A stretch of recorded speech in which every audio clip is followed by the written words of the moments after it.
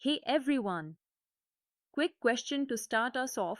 Have you ever thrown a ball at a wall? Of course you have. The point where the ball actually smacks the wall is pretty important, right? Light does something similar. When a light ray travels and hits a surface, that incoming ray is what we call the incident ray. Now, the exact spot where this ray strikes the surface, that's the point of incidence. It's like the touchdown point in football, everything else starts from there. Why is it so important?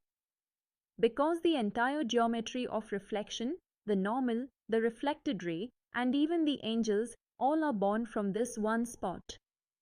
So in reflection, the point of incidence is like the home address where everything happens. Now, once the light hits, it doesn't just stay there sulking. It bounces back. This bouncing back ray is the reflected ray. But wait, how do we measure where it bounced to? For that, we draw an imaginary helper line, the normal. The normal is a line drawn perpendicular to the surface at the point of incidence. Think of it like the referee in a cricket match. The incident ray and reflected ray both make their angles with this normal. Without the normal, we'd have no consistent way of measuring the angles. Imagine trying to measure height without the ground, chaos. So the normal is our trusty baseline in reflection problems. Alright, time to bring in some math.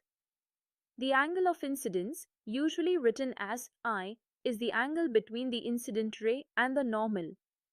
Similarly, the angle of reflection, written as R, is the angle between the reflected ray and the normal. Mathematically, we write I equals angle AON and R equals angle BON.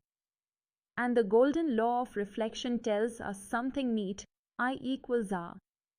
So if light comes in at 40 degrees to the normal, it bounces out at 40 degrees on the other side. Simple, but also powerful.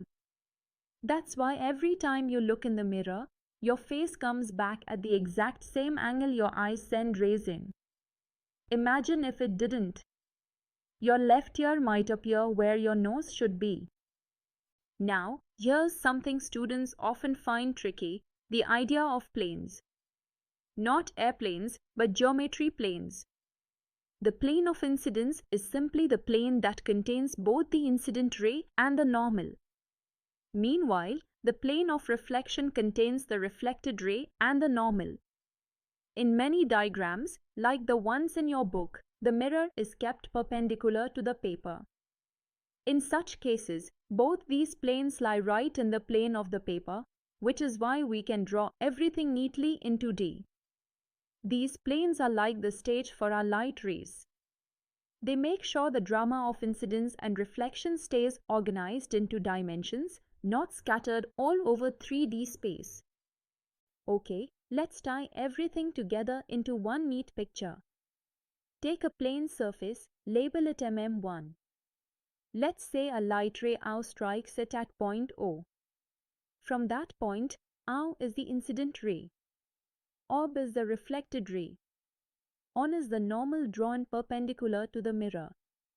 Now we define the angles, angle of incidence I equals angle AON, angle of reflection I equals angle BON. This single geometry links all our key terms, incident ray, reflected ray, normal, point of incidence, and both angles. It's the master sketch of reflection. Let's try a worked out case to see this in action. Suppose a light ray strikes a mirror such that the angle of incidence is 40 degrees. Step 1. By the law of reflection, angle of reflection R equals I. So R equals 40 degrees. Step 2. Sometimes exams ask, what's the angle between the incident ray and the reflected ray?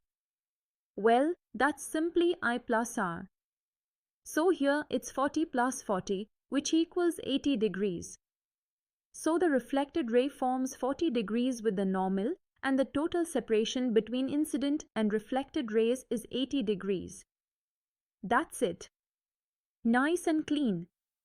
Remember, if the incident ray comes at 40 degrees, the mirror says, "Fine, I'll send you back at 40 as well." But together, they make an 80-degree spread. Alright, let's polish this off, pun intended. We've learned that the incident ray comes in, the reflected ray goes out, and they meet at the point of incidence. The normal is our reference line to measure everything. The angles of incidence and reflection are always measured from the normal, and they're equal. The planes of incidence and reflection keep the whole story in tidy 2D geometry. So the law I equals R is not just a rule, it's the heartbeat of reflection. And without these terms, we couldn't even describe what happens in a mirror. So next time you fix your hair in the mirror, just remember, your rays of light are busy following perfect geometry to make you look sharp.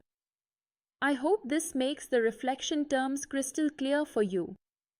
Till our next physics adventure, keep your curiosity glowing.